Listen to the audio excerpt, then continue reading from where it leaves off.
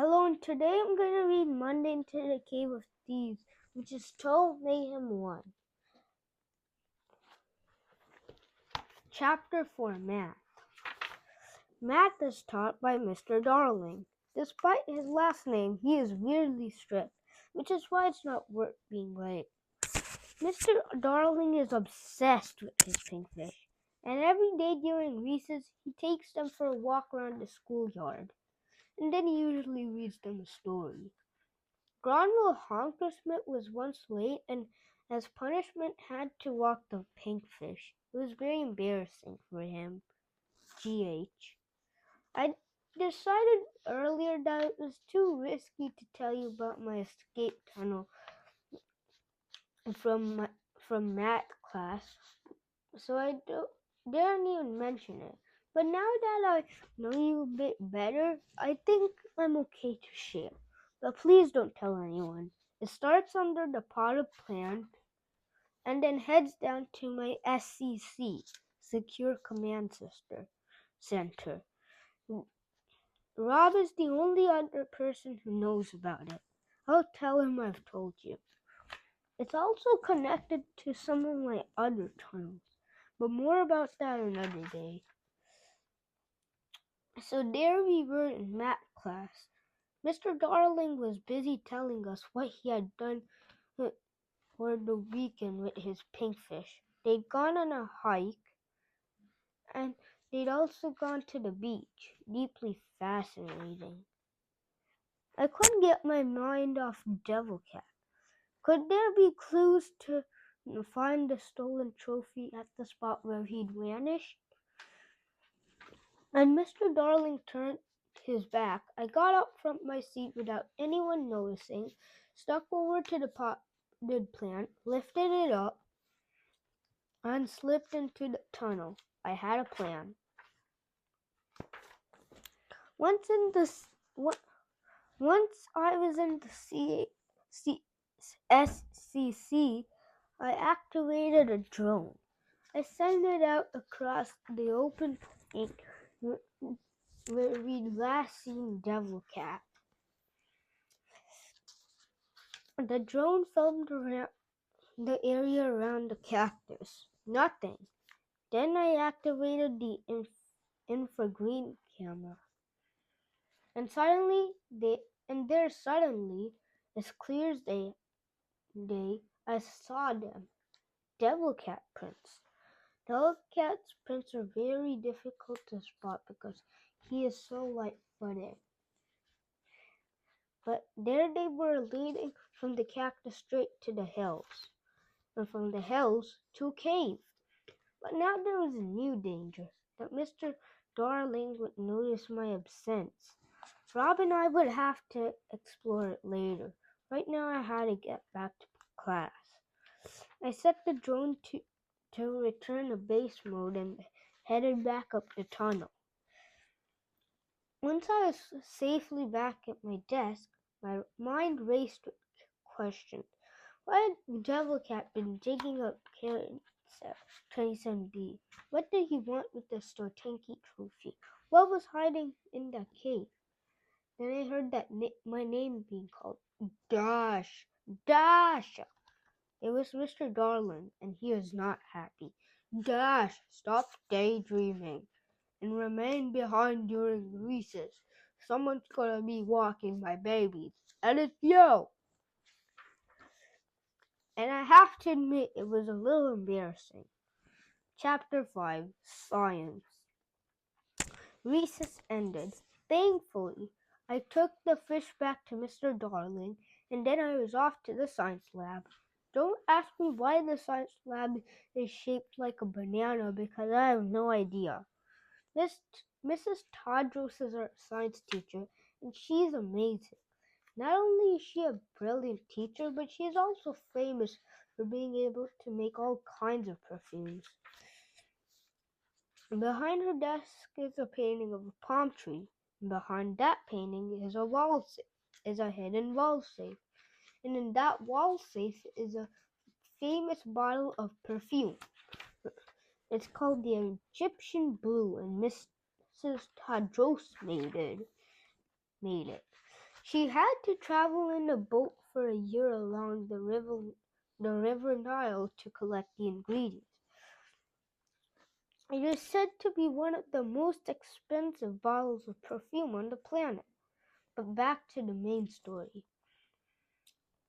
Rob is in my science class, and I told him about the footprints to cave. We decided to see what was going on in the cave. Mrs. Tadros is a relaxed teacher, so I asked her if Rob and I could take a 5-minute break because we needed some fresh air. She said, okay, sure, no problemo. Because time was short, Rob and I decided to use the warp vortex. I can't tell you much about it because it's totally secret, but it's like a pipe through the sky. I removed the warp vortex input nozzle from my backpack.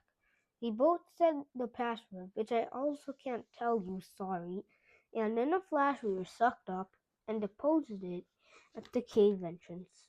I strapped on my KB-15. Right there I saw a piece of paper on the ground. I picked it up and was about to read it when my KB-15 started flashing bright, really bright. I pocketed the piece of paper just in time, because then, out of nowhere, came a total wrestle scallywag attack. This one was serious. Their initial move was a TYF-332.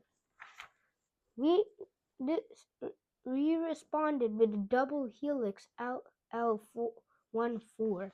They came with an MKB-2994 followed by a ZZ-12438 and then another ZZ-12438, but this time upside down. So technically it was a 83421ZZ.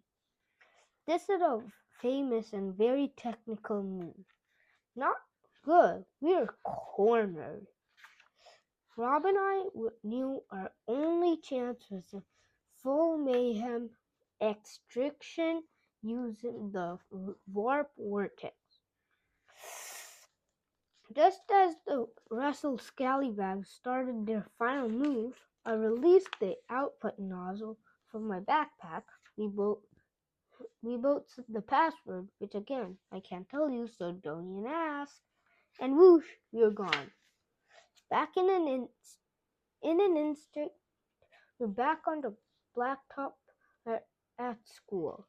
We'd been away for exactly 4 minutes and 37 seconds.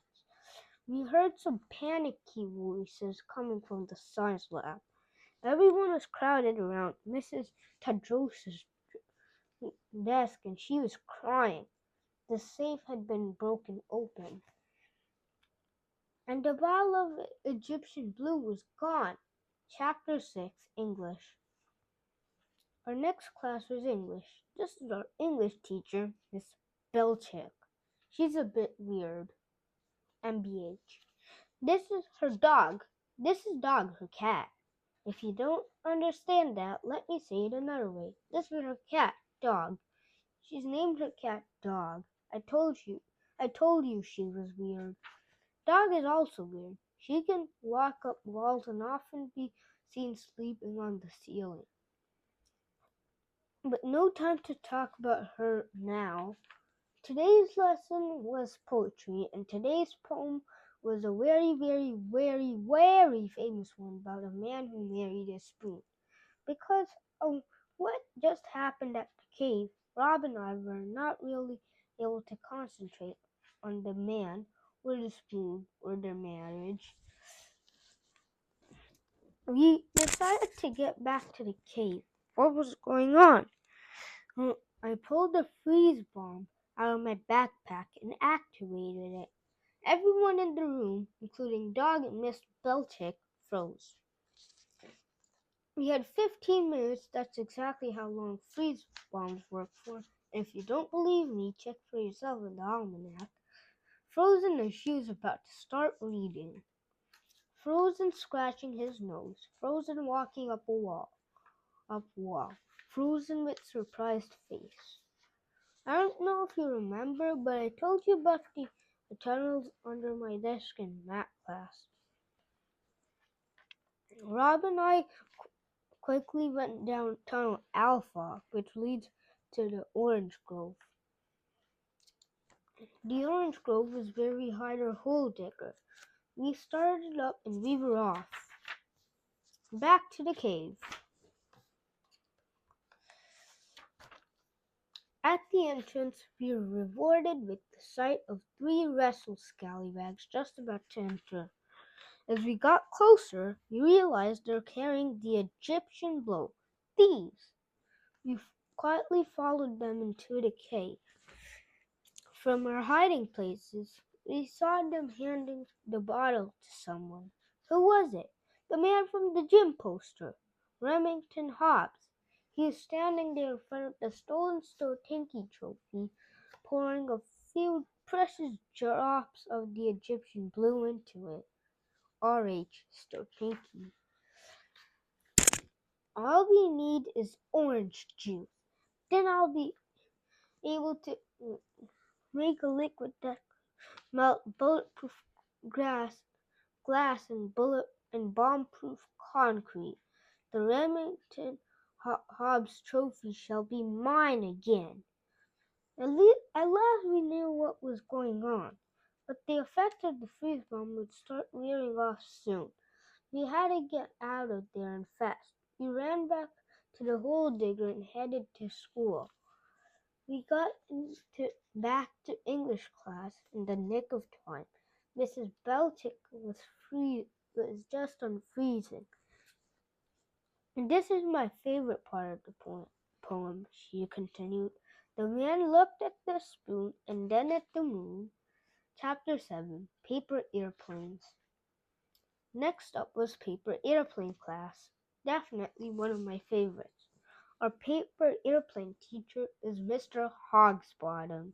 He actually works part-time as an astronaut and has been to the moon twice and has also once worked as a triplocopter test pilot. He's very good at making paper airplanes, obviously. But when we got to class, we heard that he got stung by a grobsnot and he was in bed for the whole day. He must be allergic to grobsnot. So we had a substitute teacher, a strange tall lady who wouldn't let go of her 2 handbags and knew nothing but paper airplanes. She said we could just do whatever we wanted. Perfect. Rob and I had a mystery to solve. What we knew so far: 1. Remington Hobbs wanted to get the Remington Hobbs trophy back. 2. It was protected by a bulletproof cabinet on a bomb-proof plinth. 3. If he could get his hands on orange juice, he would be able to destroy the cabinet and the plinth and get the trophy. What we didn't know so far: if he needed orange juice, why didn't he just go to a store and buy some? Come on, Dash, think, think, think, think, think, think, think, think, think. Then suddenly I remembered something. A piece of paper I'd found at the cave and put in my pocket. I still have it? Yes. It was a map of a small part of the school, with crosses marked in 3 places: hole digging, orange grove; English, science, gym, veggie garden; math, paper airplane; school museum, zip lining; bicycle building; art, really boring class; first aid. 1X or the gym. Yes, that's where they stole the silver trophy. 1X or science lab. Yes, that's where they got the perfume from. 1X or the vegetable garden. If all he needed was orange juice, why was Remington Hobbs interested in the vegetable garden? Oranges grow in the orange grove, not the vegetable garden. Aha! Can you guess it? Remington Hobbs had sent Devil Cat to steal Carrot 27B so that he could make carrot juice. The third ingredient, carrot juice, probably the only thing more orange than orange juice. That was it. Rob and I grabbed our backpacks and ran to the vegetable garden as fast as we could. Once there, we set a trap, a massive net of crypto web between the trees. Some quick fact about crypto web: world's strongest rope, made from hemlock trees, holds in invisible things.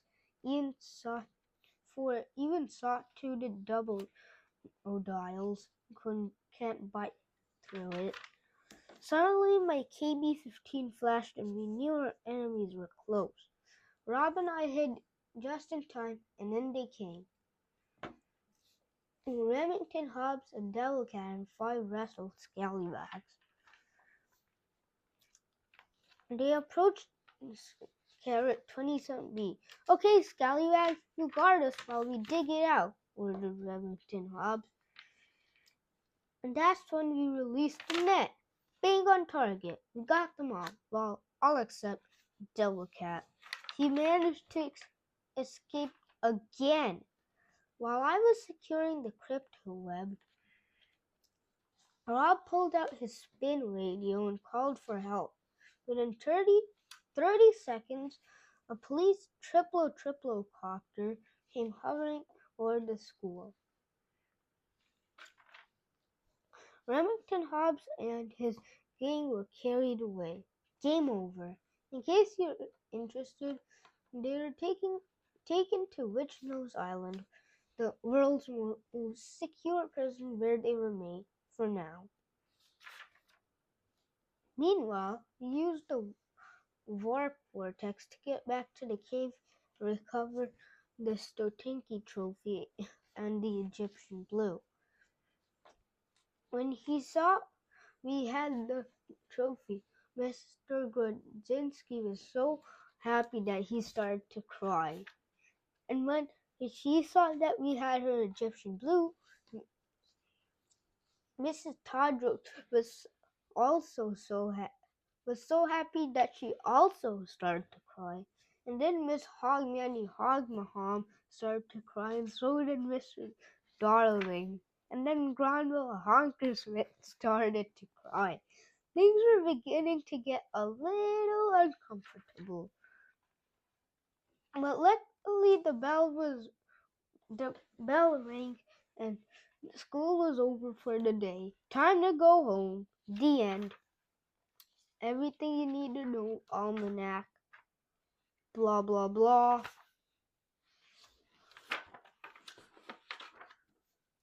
Okay, the end. Bye.